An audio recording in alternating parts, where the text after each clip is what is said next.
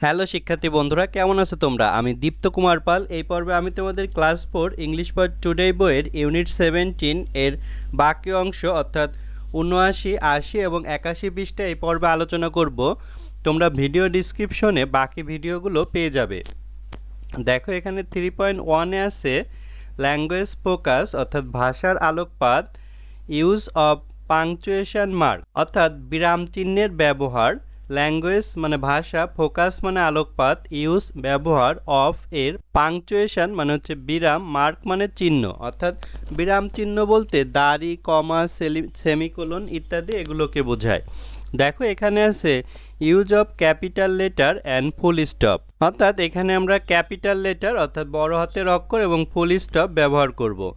Sentence always start with a capital letter মানে বাক্য সবসময় বড় হাতের অক্ষর দিয়ে শুরু হয়। অলওয়েজ সর্বদা capital letter.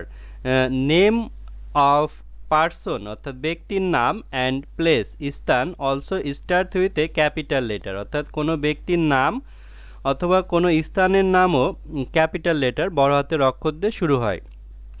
We use the full stop আমরা ফুল স্টপ ব্যবহার করি, এই যে এটা হচ্ছে ফুল স্টপ।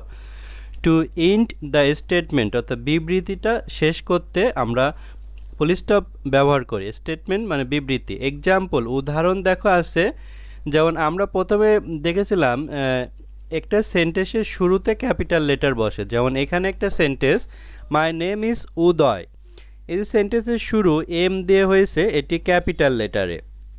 তারপরে আমরা দেখেছিলাম নেম অফ পার্সন কোনো ব্যক্তির নাম ক্যাপিটাল লেটারে হয়, এই যে উদয় একটি ব্যক্তির নাম তাই ইউ বড় হাতে রয়েছে।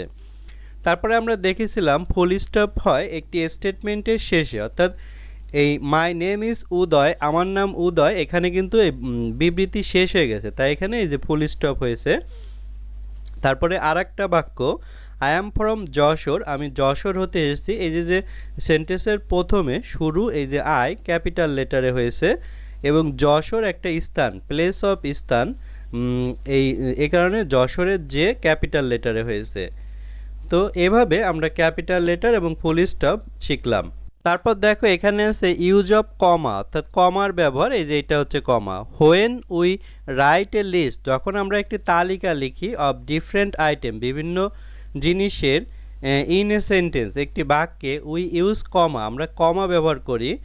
We join last two things আমরা শেষের দুইটা জিনিস যুক্ত করি, ইন দ্য লিস্ট তালিকায়, উইথ অ্যান্ড অথবা অর দিয়ে অর্থাৎ আমরা শেষের যে দুইটা জিনিস সেটাতে কমা দেবো না, সেটা অ্যান্ড ব্যবহার করব অথবা অর ব্যবহার করব। তো দেখো, এখানে এক্সাম্পল একটি উদাহরণ আছে, সেটি হচ্ছে Nepal is a country of mountain, hill, lake and temple অর্থাৎ নেপাল হচ্ছে পর্বত, পাহাড়, হ্রদ এবং মন্দিরের দেশ। তাহলে এখানে দেখো সেন্টেন্সের প্রথমে নেপালে ক্যাপিটাল হয়েছিল এবং নেপাল কিন্তু একটা প্লেসের নাম, সে কারণেও ক্যাপিটাল লেটার। তো এই যে এখানে লিস্ট আছে মাউন্টেন পর্বত, হিল পাহাড়, লেক, হ্রদ, টেম্পল মানে মন্দির, তো এগুলো হচ্ছে একটি করে লিস্ট। তো এই লিস্টের দেখো প্রত্যেকটাতে এই যে কমা কমা ব্যবহার করেছে, কিন্তু আমাদের বলছিল we join last two thing অর্থাৎ শেষের দুইটা জিনিসে কিন্তু কমা হবে না, সেক্ষেত্রে হবে অ্যান্ড অথবা অর, এই যে এখানে অ্যান্ড ব্যবহার করেছি আমরা। তারপরে ইউজ অফ কোশ্চেন মার্ক অর্থাৎ প্রশ্নবোধক চিহ্নের ব্যবহার। হোয়েন উই ওয়ান্ট ইনফরমেশান যখন আমাদের তথ্যের প্রয়োজন, ওয়ান্ট মানে চাওয়া, ইনফরমেশান তথ্য, উই আস্ক এ কোশ্চেন আমরা একটি প্রশ্ন জিজ্ঞেস করি অর্থাৎ কারো কাছ থেকে কোনো জিনিস জানতে হলে আমরা তাকে প্রশ্ন জিজ্ঞেস করি। We use a question mark আমরা একটি প্রশ্নবোধক চিহ্ন ব্যবহার করি at the end of the sentence এবং এই কোশ্চেন মার্ক কিন্তু বাক্যের শেষে হয়। এই যে এখানে এক্সাম্পল অর্থাৎ উদাহরণ দেওয়া আছে, হোয়ার ডু ইউ লিভ তুমি কোথায় বাস করো, হোয়ার ডু ইউ লিভ এই যে কোথায় বাস করো এটা জানা প্রয়োজন, তাই বাক্যের শেষে ডু ইউ লাইক ইট তুমি কি এটা পছন্দ করো, এই যে শেষে কোশ্চেন মার্ক হয়েছে। তারপর দেখো, এখানে 3.1.1-এ আছে ইউজ ক্যাপিটাল লেটার অর্থাৎ বড় হাতের অক্ষর ব্যবহার করো, ক্যাপিটাল লেটার বড় হাতের অক্ষর, পাংচুয়েশন মার্ক অর্থাৎ বিরাম চিহ্ন, যেটা বিরাম চিহ্ন বলতে এখানে ফুল স্টপকে বোঝাবে, কমাকে বোঝাবে, কোশ্চেন মার্ক এগুলোকে বোঝাবে। In the following sentence correctly, অর্থাৎ নিচের বাক্যগুলোতে সঠিকভাবে আর। তো এখানে কয়েকটি বাক্য আছে, আমরা দেখো ইউজ মানে ব্যবহার, ক্যাপিটাল মানে রাজধানী হয় বা বড় হাতের বোঝাচ্ছে এখানে, লেটার মানে বর্ণ, অ্যান্ড এবং পাংচুয়েশন মানে হচ্ছে বিরাম, মার্ক মানে চিহ্ন, সেই চিহ্নগুলো এইগুলো ফুল স্টপ, তারপরে কমা, তারপরে কোশ্চেন মার্ক এইগুলো আর কি। ইন ভিতরে, ফ্লোয়িং নিচের, সেন্টেন্স বাক্য, কারেক্টলি মানে সঠিকভাবে। এখন তোমাদের আমি এখানে এই বাক্যগুলো সঠিকভাবে এই ক্যাপিটাল লেটার এবং পাংচুয়েশন মার্ক ব্যবহার করে দেখাবো।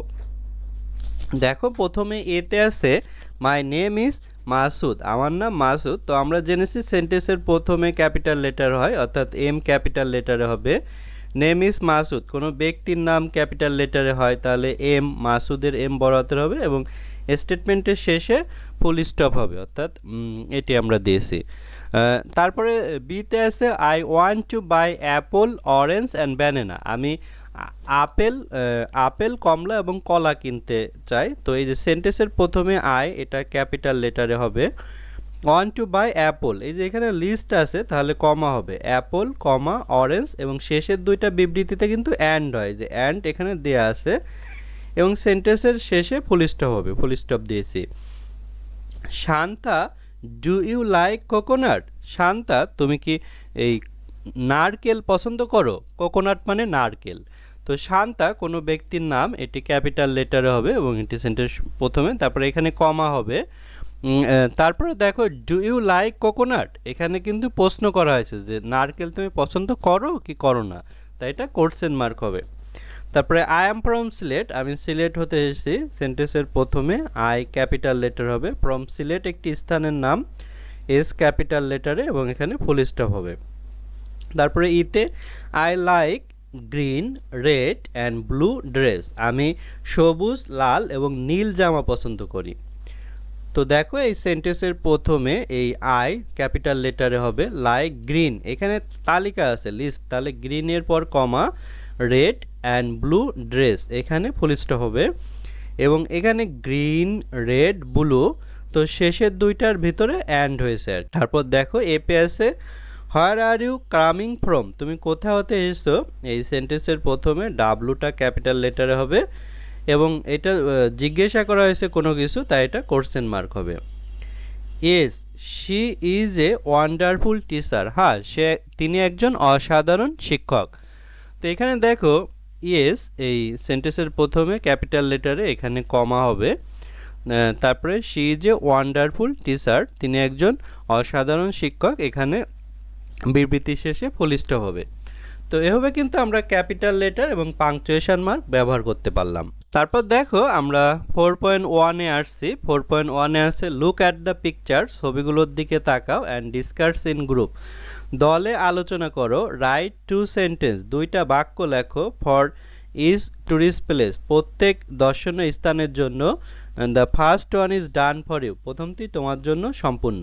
দেখো এখানে লুক মানে তাকানো, অ্যাট দিকে, পিকচার্স মানে ছবিগুলো, অ্যান্ড এবং ডিসকাস আলোচনা করা, ইন ভিতরে, গ্রুপ মানে দলগুলো। তাহলে লুক অ্যাট দ্য পিকচার্স, ছবিগুলোর দিকে তাকাও, অ্যান্ড ডিসকাস ইন গ্রুপ এবং দলে আলোচনা করো। রাইট লেখা, টু দুই, সেন্টেন্স বাক্যগুলো, ফর জন্য, ইজ প্রত্যেক, টুরিস্ট মানে দর্শনীয়, প্লেস মানে স্থান। তাহলে রাইট টু সেন্টেন্স, দুইটা বাক্য লেখো, ফর ইজ টুরিস্ট প্লেস, প্রত্যেক দর্শনীয় স্থানের জন্য, ফার্স্ট প্রথম, ওয়ান এক, ইজ হয়, ডান সম্পূর্ণ, ফর জন্য, ইউ তোমার, তাহলে the first one is done for you, প্রথমটি তোমার জন্য সম্পূর্ণ। তো প্রথমে আমরা আহসান মঞ্জিল দেখতে পাচ্ছি। দেখো আহসান মঞ্জিল সম্পর্কে এখানে দুইটা বাক্য দেয়া আছে, সেটা হচ্ছে Ahsan Manzil is locate in Dhaka, Ahsan Manzil ঢাকায় অবস্থিত, লকেট মানে অবস্থিত। Nawab Sir Salimullah live in Ahsan Manzil, অর্থাৎ নবাব স্যার সলিমুল্লাহ তিনি এই আহসান মঞ্জিলে বাস করতেন আর কি। তারপর দেখো এখানে কক্সবাজারের ছবি দেওয়া আছে, পৃথিবীর সবচেয়ে বড় সমুদ্র সৈকত। তো Cox's Bazar is the longest sea beach in the world, Cox's Bazar হচ্ছে পৃথিবীর সবচেয়ে দীর্ঘতম সমুদ্র সৈকত। ম্যানি ট্যুরিস্ট ভিজিট কক্সবাজার, অর্থাৎ অনেক দর্শনার্থী কক্সবাজারে বেড়াতে আসে, টু এনজয় দ্য সানসেট, অর্থাৎ সূর্যাস্ত দেখতে, অ্যান্ড সি ওয়েভ এবং সমুদ্রের ঢেউ দেখতে। তারপর এখানে আছে সুন্দরবন, দ্য সুন্দরবন। সুন্দরবনের বন, নদী এবং বাঘ দেখতে পারছি আমরা। The Sundarban is the largest mangrove forest in the world. Sundarban হচ্ছে পৃথিবীর মধ্যে সবচেয়ে বড় ম্যানগ্রোভ বন। We can see royal Bengal tiger in the Sundarban. আমরা সুন্দরবনে রয়্যাল বেঙ্গল টাইগার দেখতে পাই। তারপরে দেখো আমরা পরের পৃষ্ঠায় যাই। এখানে আছে বান্দরবন। বান্দরবনে কি আছে দেখো। Bandarban is a beautiful hill district in Bangladesh. অর্থাৎ বান্দরবন হচ্ছে বাংলাদেশের মধ্যে একটি সুন্দর পাহাড়ি জেলা।